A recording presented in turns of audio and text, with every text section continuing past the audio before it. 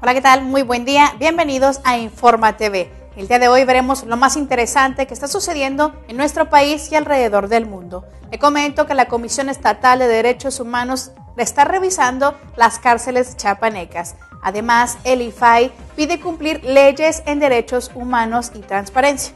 A nivel internacional, le comento que Women's Link Worldwide premia acciones positivas a favor de la igualdad de género. Además, veremos que en Irán ahorcan a 2 personas en público condenados por asesinato. Estamos a punto de comenzar.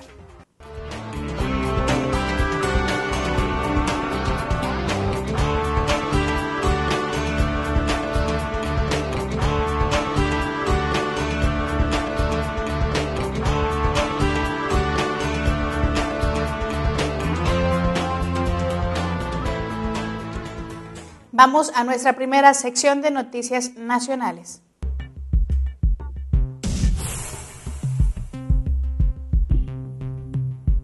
Este lunes, Jacqueline Pescart, comisionada presidenta del Instituto Federal de Acceso a la Información y Protección de Datos, hizo un llamado a todos los órdenes de gobierno para proteger y obligar a que se cumplan las leyes en materia de derechos humanos, como la Ley Federal de Transparencia y Acceso a la Información Pública Gubernamental. Así lo mencionó después de la reforma constitucional en materia de derechos humanos, la cual dijo no es por sí misma una panacea que garantice el ejercicio de estos, y manifestó que todas las autoridades judiciales, legislativas y administrativas en todos los niveles de gobierno son las corresponsables del éxito o fracaso que dicha reforma tenga en la vida democrática de este país. Así lo mencionó durante la inauguración del encuentro internacional titulado La Reforma Constitucional en Derechos Humanos, Nuevos Paradigmas para su Garantía, el cual fue organizado por el IFAI, donde Pescart advirtió que el reto del Estado mexicano será potenciar la vigencia de los derechos humanos, en particular el del acceso a la información y el de la protección de datos personales.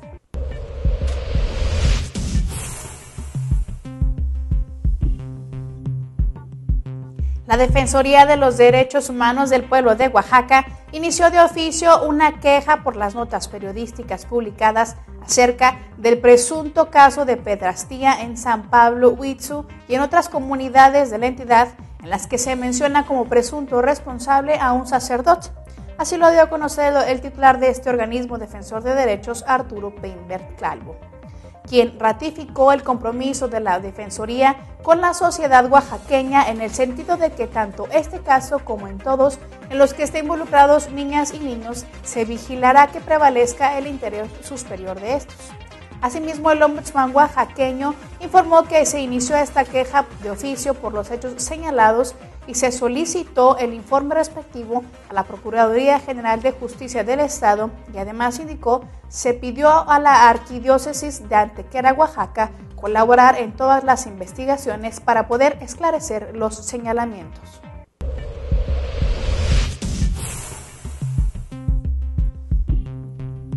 A pesar de la situación de México en torno a agresiones a periodistas, el Estado de México no enfrenta los niveles o características que se registran en otras zonas.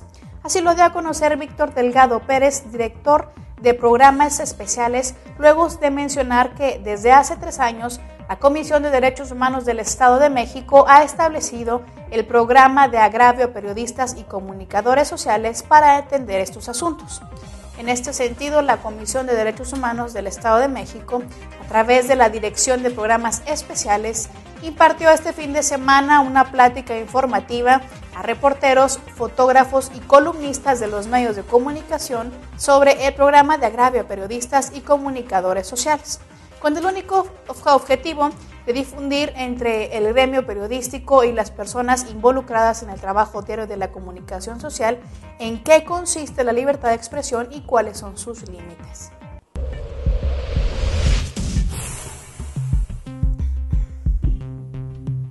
Una vez más, el estado de Guerrero es el epicentro de las agresiones contra defensores de derechos humanos, luego de que el pasado 31 de mayo fue asesinada la activista ambiental Fabiola Osorio Bernaldez. Fabiola, vale la pena mencionar, era una mujer que incursionó en la defensa de los derechos ambientales ante el anuncio del gobierno estatal de construir un muelle que afectaría la supervivencia del manglar de Pie de la Cuesta en Acapulco. Y según testimonios de personas cercanas, la activista, quien vivía cerca de la zona de construcción, exigió la cancelación de este proyecto y lo denunció públicamente que, de rellenarse de arena y concreto, más de 5,000 metros de manglar se causarían daños ecológicos que fueran irreversibles. Sin embargo, sus denuncias fueron ignoradas y fue este 1 de junio cuando las organizaciones ambientalistas de la entidad se enteraron de que la joven activista fue asesinada a balazos en su casa, sin que hasta ahora se tenga más información sobre las causas de este hecho.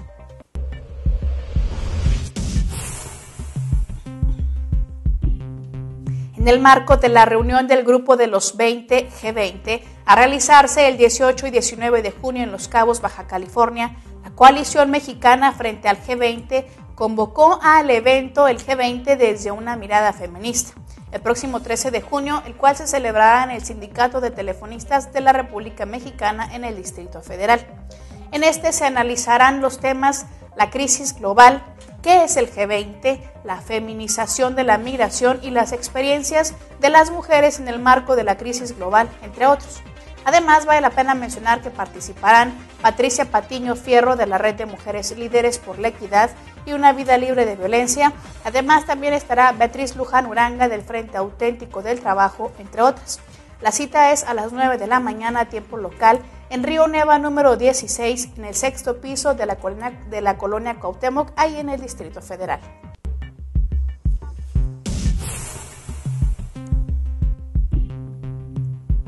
La Comisión Nacional de Derechos Humanos celebró este lunes el primer aniversario de haber entrado en vigor la reforma constitucional en materia de garantías fundamentales que le otorgó nuevas atribuciones para proteger a la sociedad contra el abuso del poder.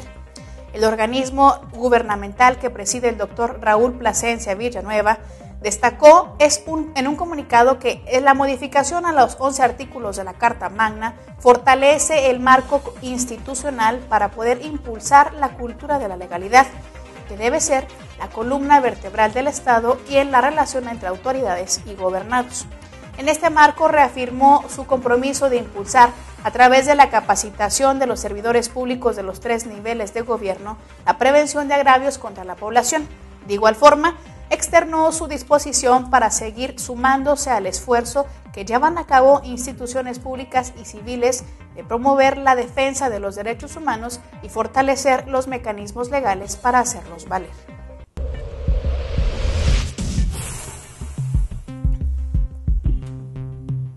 Debido a que no existe un manual o receta para ser padre o madre y a la necesidad de que los tutores busquen prepararse para enfrentar diversas situaciones y para fortalecer la relación con sus hijos, siempre tratando de cumplir con el respeto de los derechos a los demás, la Comisión de Derechos Humanos del Estado de México dio a conocer mediante un comunicado que imparte pláticas a padres e hijos para fomentar la comunicación y la convivencia entre estos.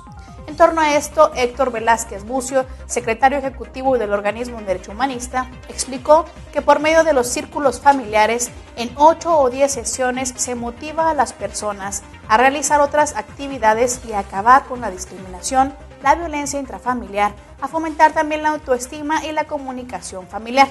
Adjuntamente, el funcionario indicó que estas pláticas sirven para concientizar a los adultos sobre la importancia de ser padres, mientras a los hijos se les orienta para que comprendan su papel.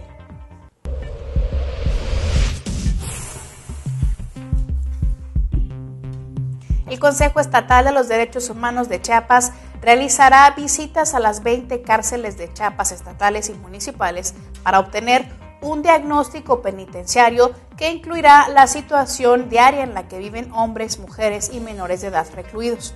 Donde se encuentren irregularidades, se podrá realizar las recomendaciones a la autoridad correspondiente para poder mejorar la situación. Cabe señalar que las cuestiones a evaluar serán entre ellas la educación, los servicios penitenciarios, la situación jurídica y el servicio administrativo que imparten los encargados de las cárceles. Serán algunos de los temas a incluirse en este informe, cuyas visitas, vale la pena mencionarlo, iniciaron hace un par de semanas para concluir este próximo mes de agosto. Este diagnóstico podrá ser consultado por cualquier ciudadano a través de la página de internet del Consejo. Además, será expuesto ante el Ejecutivo Estatal y la Secretaría de Seguridad Pública Estatal con el único fin de mejorar las irregularidades halladas.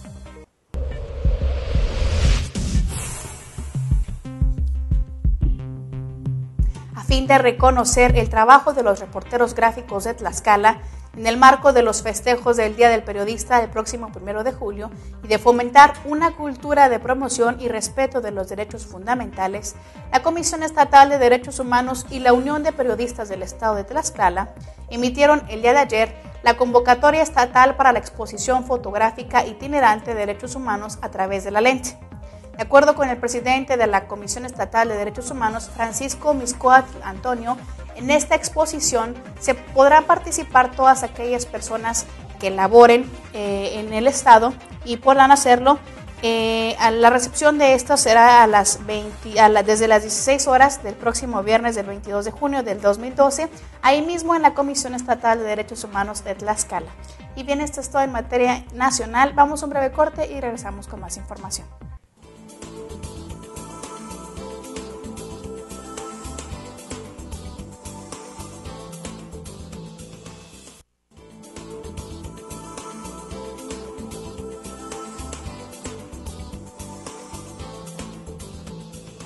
Bien, ya estamos de regreso para presentar lo más interesante a nivel internacional.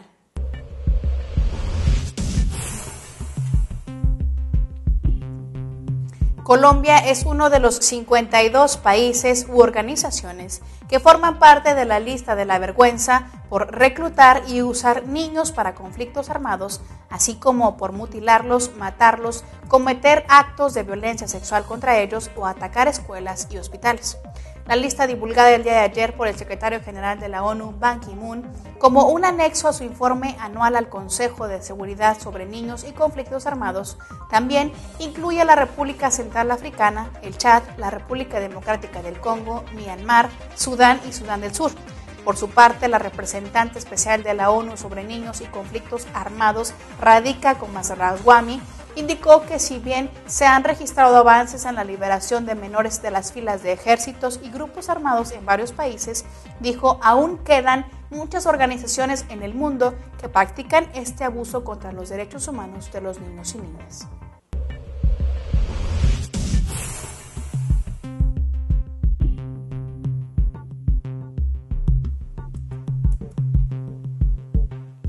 El día de ayer, 2 hombres fueron ahorcados en público en la ciudad iraní de Bushehr, en el sur del país, tras ser condenados a la pena de muerte por asesinato. Así lo informó la agencia oficial de noticias iraní. Cabe recordar que estos 2 hombres intentaron robar unas motocicletas durante una competición deportiva que se celebró en Bushehr el 23 de diciembre del año pasado. Y cuando los propietarios se percataron de este asunto, se enfrentaron a los ladrones que dispararon contra ellos y los espectadores de la competición, dejando como resultado un saldo de 3 personas muertas y otras 3 heridas. A consecuencia de estos actos, a los 2 hombres se les aplicó la Sharia o ley islámica que condena a la pena de muerte que se aplica a los asesinos, violadores, narcotraficantes, entre otros.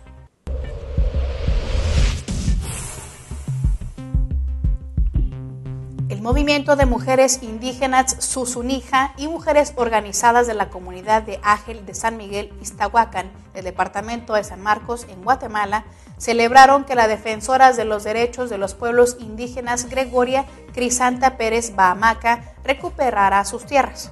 En un comunicado, las organizaciones indicaron que la decisión del Juzgado de Primera Instancia Penal y Delitos contra el Ambiente del Departamento de San Marcos de regresarle sus tierras a la activista y a otras 8 mujeres de la comunidad de Ágel es un gran logro en la lucha de los colectivos de mujeres y de los pueblos indígenas, quienes luchan por la recuperación de sus tierras otorgadas por el gobierno a empresas mineras.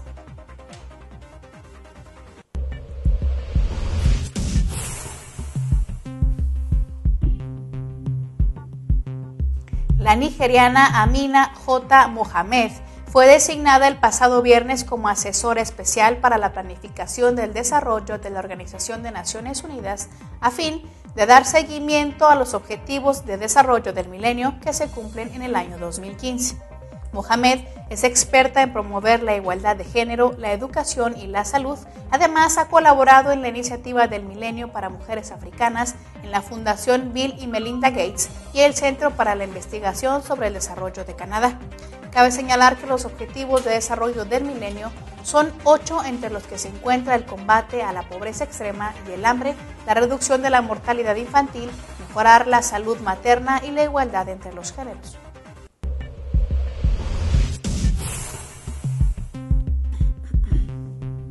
El Tribunal Electoral del Poder Judicial de la Federación en México, la Corte Suprema de Bangladesh y el Tribunal Administrativo de El Cairo fueron los ganadores del Premio Mayete en la 4ª edición de los Premios Género y Justicia al Descubierto que otorga la organización española de Women's Link Worldwide. El Mayete de Oro fue para el Tribunal del Cairo. Esto fue por su decisión de prohibir al ejército practicar las llamadas pruebas de virginidad a las mujeres que fueran detenidas en prisiones militares tras las manifestaciones de la Primavera Árabe en el año 2011.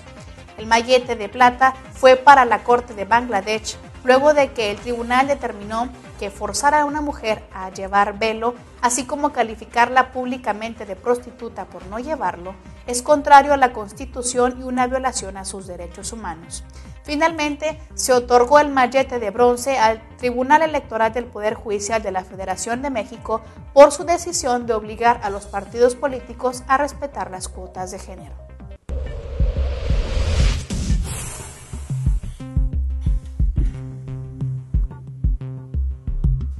La Organización de las Naciones Unidas para la Alimentación y la Agricultura nombró el día de ayer al presidente de Bolivia, Evo Morales, el embajador especial de la quinua. Esto fue en la sede de ese organismo en Roma, donde el mandatario boliviano agradeció a Naciones Unidas por designar al 2013 como Año Internacional de la Quinua, también conocida como superalimento y producida principalmente en los países andinos. Durante su intervención, Morales dijo que la quinua es un legado ancestral que al menos se viene produciendo desde hace 7.000 años y desde entonces los pueblos andinos han generado sus propias técnicas para su producción en armonía con la tierra. Por su parte, el director general de la FAO, José Graciano da Silva, anunció en una rueda de prensa junto al presidente boliviano que la primera dama de Perú, Nadine Heredia, también será nombrada próximamente embajadora de la quinua.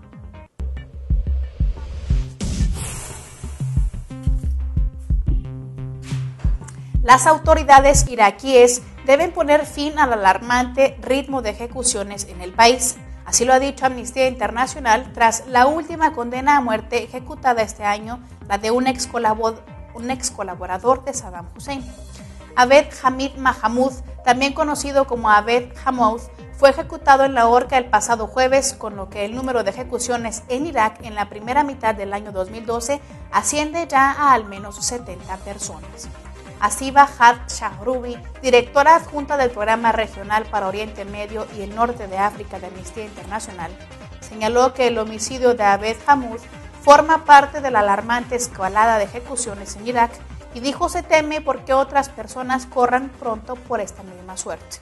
Cabe señalar que Abed Hammoud fue secretario y guardaespaldas del expresidente iraquí Saddam Hussein y hay otros 2 miembros del gabinete de Saddam que corren el mismo peligro de ejecución inminente. En otra información le comento que la oposición rusa ha convocado una manifestación para el día de hoy por las calles de Moscú para protestar contra el gobierno, pese a la reciente aprobación de una ley que restringe este tipo de marchas. Los manifestantes se prevé que recorran el centro de Moscú sin algunos de los líderes de la oposición, como entre ellos está Sergei Uldastov, Alex Navalny, cuyos domicilios fueron registrados ayer por la policía, que se incautó de dinero, más de 1 millón de euros según las autoridades. También se encontraron ahí ordenadores y soportes con información, entre otras cosas. Está previsto que la marcha comience el día de hoy a las 12 de la tarde o a la hora local y el mitin deberá concluir a las 18 horas a más tardar, mientras el número de personas que pueden participar en este acto no debe superar las 50,000 bajo pena de multa en virtud de la nueva ley.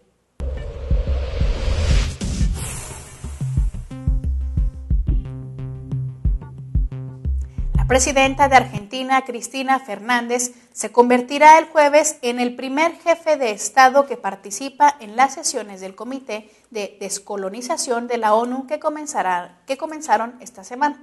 El 14 de junio, la mandataria hablará ante este comité para reivindicar los derechos de la soberanía de su país sobre las Islas Malvinas. Cabe recordar que la soberanía de las Islas Malvinas está en disputa desde el año 1833, cuando fueron invadidas por tropas británicas que desalojaron a los pobladores de Argentina. Y el Comité de la Descolonización es el encargado de estudiar cada año el caso y ha emitido 29 resoluciones, convocando de esta manera a los dos países a emprender un diálogo sobre la soberanía de este archipiélago. Y bien, esto es todo en materia de derechos humanos. Yo soy Lea Montañez y lo espero el día de mañana con más información.